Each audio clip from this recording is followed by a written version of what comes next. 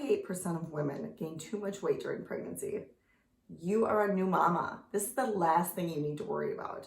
Maintaining your weight or losing weight should not be a problem while nursing. So I'm Carly, I'm a plant-based nutritionist, and I'm gonna be going over 7 strategies that you can keep in your toolbox to help you get back to your pre-baby weight. Nursing is gonna be your #1 ally when it comes to postpartum weight loss. This is going to require you to eat an additional 450 to 500 calories per day, which is not much. So don't take this as an invitation to go overboard. You would incorporate maybe a little extra bowl of oatmeal or something with some nuts and berries. Nothing too excessive. So after you either pump in the morning or nurse your baby, you're gonna wanna exercise. And I know this is daunting when it comes to postpartum recovery, but when you get that go ahead from your doctor, use it when you feel ready. Don't get me wrong. I know there's a lot going on in there and you're going to want to feel comfortable getting back to any type of physical activity, whether it's walking or what did I used to do with my baby? I would put her in a sling on my chest and walk on my treadmill, which is probably not the safest thing in the world. So I'm not recommending that. It was just what I did in my experience because I was stuck in the house. It was like March and it was freezing outside. So as I said, if you just put a little exercise into your morning, the reason it's so important to get it in before you eat breakfast is because you're actually going to burn more calories throughout the day if you exercise at the beginning of the day versus after you've consumed calories. Because when you're fasting, you have utilized all that glucose, or at least the majority of it. So when you exercise in the morning, when you're on that last reserve of glycogen, you are going to be able to burn more fat and build more muscle in the process. So, bonus. The focus of this video is maintaining or losing your weight with a vegan diet. So I just had to get the exercise out of the way because that is essential. It's not something that you need to utilize in and of itself. It's something that facilitates weight loss as opposed to producing it on its own. So #2 is obviously nourishing yourself with vegan foods. So these are going to be things like legumes, nuts, seeds, fruits, veggies, and whole grains. And you want to make sure you're getting a variety of these foods because you're providing nutrition for another human. So not only are you recovering and you're taking care of yourself, but your body is going to need you to get those extra calories and those extra nutrients for that little baby. I would try to get at least 3 different types of foods of the categories I just mentioned into each meal throughout the day. So try to get some whole grains with some berries. Like I have typically some oatmeal in the morning with some berries and some nuts and seeds. That way you're making sure you're getting your omega-3s, your iron, your fiber, your calcium, and all those antioxidants from the berries and B vitamins from the oatmeal. And soon after breakfast, I'll have a huge bowl of a bean, vegetable, sweet potato, or squash soup. So you're going to be ingesting a lot of iron and zinc throughout the day by eating all these legumes. So again, just making sure you're getting a variety with each meal. You don't want to monotonize your diet in any way, shape, or form. This is a good time to branch out because the more exotic foods and seasonings and herbs and spices you can add to your meals, the more you're gonna broaden your baby's palate later on. Or so they say, you know. The research is still being conducted on that one. So the third thing I want to talk about is the high-calorie plant-based foods. So just because you're vegan or plant-based does not mean you are exempt from these high-calorie, weight-inducing culprits. So things like nut butters or nuts in general and seeds, or avocados, coconuts, olives, these are going to be some of your higher calorie plant foods. And it's not that you're going to take them out of your diet forever. It's just that you're either going to minimize them significantly or get rid of them for now. But those nuts and seeds are incredibly vital at this point in time because you and your baby require those omega-3s, and that's typically where a vegan is going to get them unless you're taking some sort of algal supplement, which is very much recommended for this time period. So my fourth tip is to ditch the processed vegan junk. Anything that comes in a box, bag, or can is typically not going to be your friend when it comes to weight loss. So things like pre-made vegan frozen dinners, or any kind of protein bars or shakes or breakfast cereals, all these things are going to have a slew of marketing campaigns on the outsides of the product explaining this is all natural, this is organic, this is vegan, dairy-free, sugar-free, blah, blah, blah, blah, blah. It doesn't matter. What matters is when you turn that package around and read the nutrition facts. That's what's important. The least amount of ingredients on that ingredients list is going to be your focus. So you want foods that are generally 1 to 3 ingredients tops. Anything after that, it gets overly processed to a point where your body is taking in these readily available, readily broken down nutrients that your body is going to quickly store, as opposed to burning and using for energy gradually, as you would get with whole plant foods. So, like I said, the legumes, nuts, seeds, fruits, veggies, and whole grains. That's where you want to focus the majority of your calories. Yes, there's going to be some need for convenience as a new mama, especially when you're nursing. So things like canned beans with no salt, cut up frozen veggies and fruits for smoothies, those things are fine, but I wouldn't venture far enough from whole foods to the point where you are reading ingredients that you don't recognize or you know for a fact are not going to be conducive to your health or your baby's nutrition. And again, these foods do not have to be removed from your diet indefinitely. It's just a good idea while you're trying to lose weight to minimize your intake of processed foods. You can always incorporate them back into your diet slowly after you've reached your goal weight or feel like you're at a comfortable weight maintenance phase. So the next tip I'm going to give you is from Dr. Greger's How Not to Diet. By far one of the best books I've ever read. This man is a genius.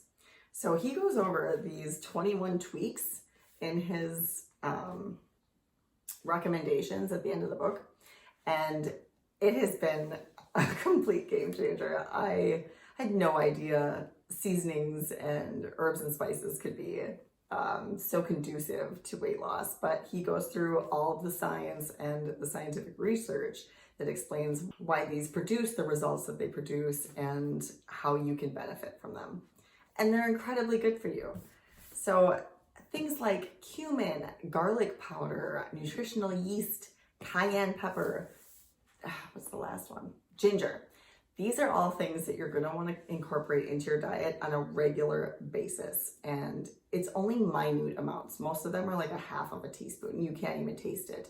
Well, maybe the cayenne pepper. But as a new mom, I all of a sudden had this incredible urge to eat spicy foods. And I don't know what that's all about. It's probably genetic. But ever since, I just can't get enough. And what you eat yesterday is what you're going to crave today. So it's very easily adaptive if you don't have a taste for it at the moment. I used to completely shy away from spicy foods because they would hurt. It was literally painful to eat food. And you get really hot and uncomfortable, but slowly incorporate this into your diet. And I promise you, you will be thrilled with the results. To give you a little example of how I utilize these spices into my everyday foods is, for instance, the teaspoon of ground ginger I typically put in my late morning soup. So this is usually some sort of tomato-based or bean and vegetable type of soup. So it goes really nicely with that little bit of ginger, and you really can't taste it anyway. But you want to make sure you get the ginger in the morning. And that was pretty interesting. You find out why in the book. But the garlic powder, cumin, nutritional yeast, and cayenne, I typically put on my salad in the early afternoon. And I just mix it in with the balsamic vinegar, and it's delicious.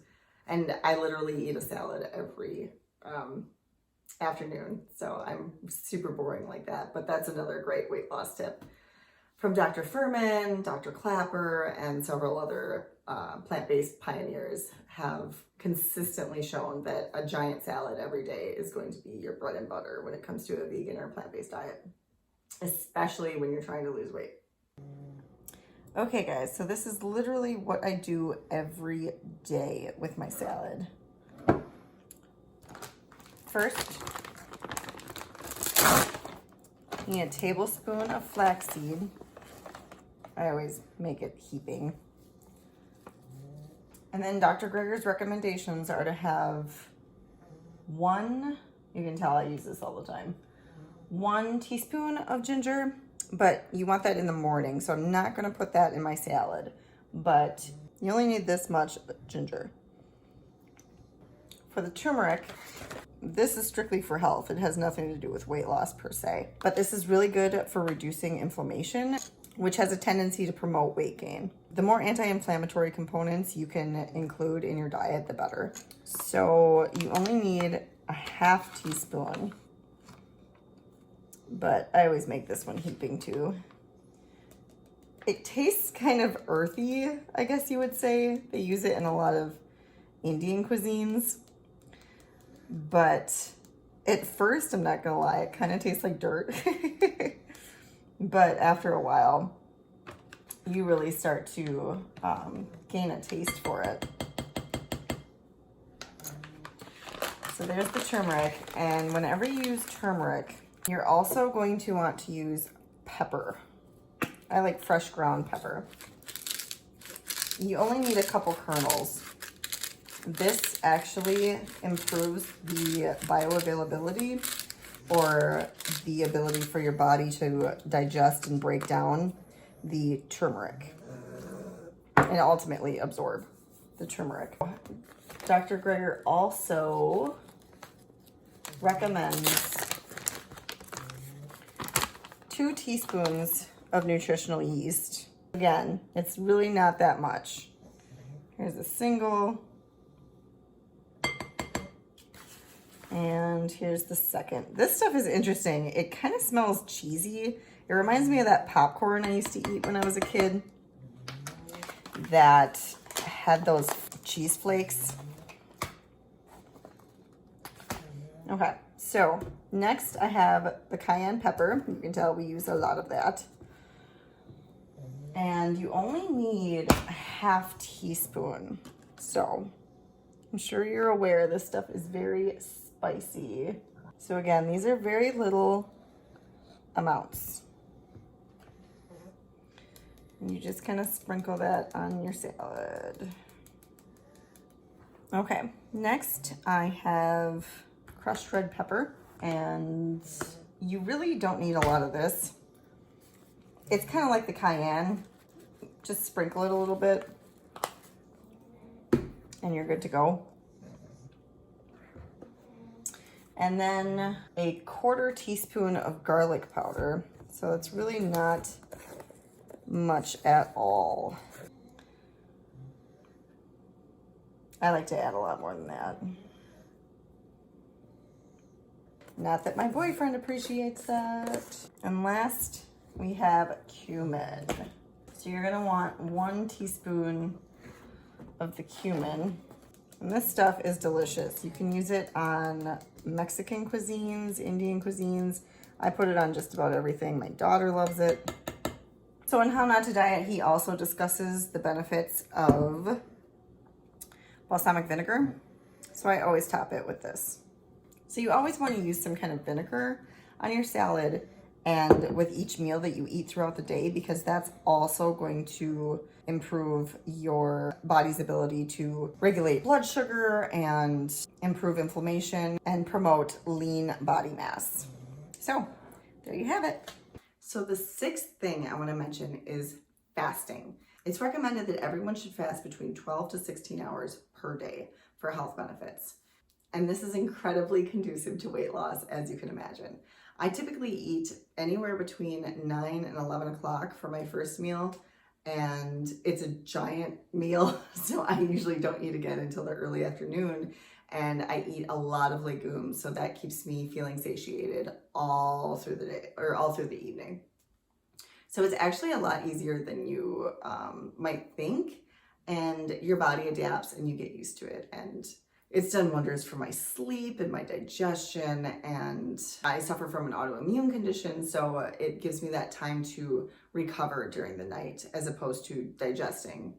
So give it a try. If it doesn't work out in your schedule, that's completely understandable. Fasting with a newborn is a challenge, but it's definitely worth the effort. If you want more information on this, I have another video dedicated to intermittent fasting while nursing that I'll link below.